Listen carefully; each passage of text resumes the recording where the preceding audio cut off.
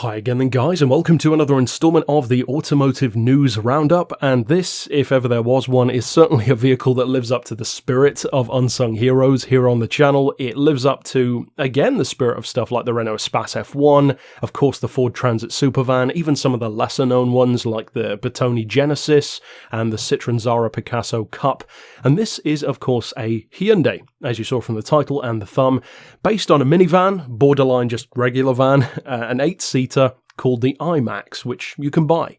This one though, you can't buy. It's the iMax N, nicknamed the Drift Bus. Now this originated kind of as an April Fool's joke from Hyundai Europe. Back in April, they made a render of an iMax N. And for those who perhaps don't know, N is basically the high-performance division of Hyundai and more commonly known for instance, the i30N, their flagship hot hatch. Now, speaking of that hot hatch, this car actually shares some components with that vehicle, including the rims, albeit with a different stud pattern on them instead. It also has stitching in the seats, it's got an N steering wheel, the entire mounting system for the engine had to be changed because it's significantly larger, and speaking of that engine, of course that's the centerpiece of what makes this so crazy in comparison to the regular one. It's still a 2.2 ton van, still has 8 seats, but the engine is a 3.5 litre twin turbo V6, Hyundai's own of course, putting out 402 horsepower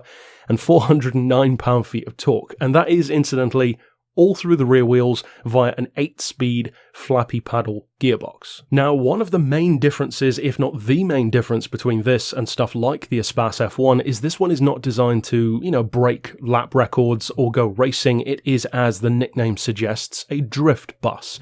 It's about, as Hyundai likes to say, heartbeats per minute, not revs per minute. It's more about the fun factor than just being as fast as possible. With that being said, it's not slow. This thing can hit 60 in under 5 seconds, which for a 2.2 ton 8-seater is pretty impressive, to say the least. Now, drifting is what it's all about. It's got a welded diff, it's got big 348mm discs on the front, still drum brakes on the back though, and just across the board, it's a perfect melding between what Hyundai actually does in their Performance N models that you can buy with this dreamland kind of approach of making those aforementioned crazy minivans.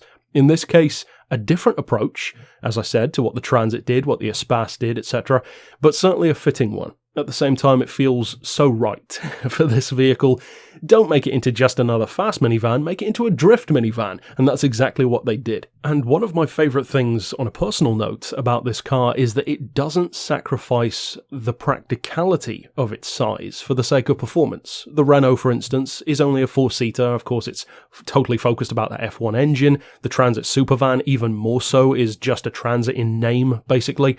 This one though, still, as I said, has all 8 seats. It still has a very respectable 50-50 weight distribution, and the performance doesn't sacrifice the, at least, physical practicality. Obviously, fuel economy, emissions, actual reliability on the street, those kind of things might take a bit of a hit, to say the least, but it's a pretty cool car, and as far as these crazy minivans go, not only is it a great addition to that club, which many of us already love, but it's also one which modernizes that idea because we haven't really seen one like this in quite a few years, and at the same time takes more of a practical approach than many of them do. As I've said before on the channel, I have a lot of love for high-performance Hyundais and definitely Kias as well, the Stinger in particular recently, so vehicles like this only serve to improve the love that I already have for the brands. I love the fact that they made this.